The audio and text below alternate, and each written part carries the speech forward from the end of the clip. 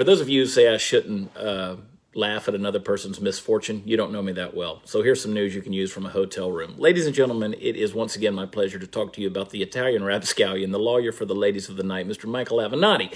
Yes, the litigator and soon-to-be lifer was convicted today, and honestly, I can't think of a better Valentine's Day present for yours truly. Now, for those of you who don't spend every waking moment of your life buried hip-deep in the news, let me remind you that Michael Avenatti was the lawyer for porn star Stormy Daniels when she came out against President Trump. He also tried to extort Nike, which is about as dumb as it gets. And today he's been convicted for it, and his butt is headed to jail. Now, who knows? Maybe he'll meet Roger Stone coming out on his way in. Now, the first thing I want to address about this whole thing isn't how happy it makes me, because I think that's written all over my face. Rather, I want to remind you that Michael Avenatti had stated before all these woes befell him that he was making plans to run for president in 2020. That's right. And I want to personally reach out to Mr. Avenatti and say, go for it, man. I mean, you're just as qualified as any of the other candidates running at the moment, and you might even win from prison. At least you could from Florida. Hey, at any rate, it pretty much cuts out the middleman when the inevitable impeachment trial comes around. Am I right, Democrats? Am I right? Yeah. Look, going to prison is going to give him a whole new perspective of what it means to watch The View.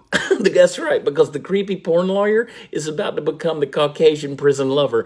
That's right, Mean Mug Michael here is apt to find that his new life behind bars is a trifle unsettling, and who can blame him? After all, he just found out what a bad idea extorting Nike can be. I don't know if he didn't learn from Colin Kaepernick that Nike likes to put people on their knees for a living. And I suppose the good news is he'll have 3 hots and a cot and a guaranteed love life now that he's moving into the square-shaped law offices of Bar Sink and Lidless Lavatory.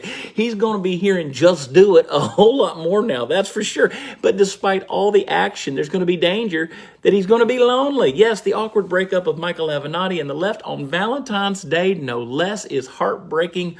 Swoosh. It was over.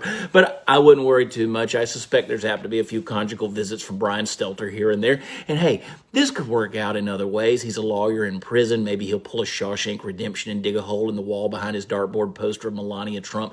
And then it's off to Little Italy or wherever he'll take his sorry ass to spend the rest of his days. Either way, my whole point here is this. That's what the bastard gets for blocking me on Twitter. Hey, Nike, please confiscate his shoelaces before he Epsteins himself. Oh, and also, he's a horrible, selfish, girlfriend-beating moron who deserves every bit of the boogery and boredom he's about to get for the next, hopefully, very long while. And people like Michael Avenatti, let me remind you, they exist as a difficult-to-remove ketchup stain on the fabric of our society. So we got to shout that stuff out when we do. When justice has been served, we should be happy to see it. I love y'all.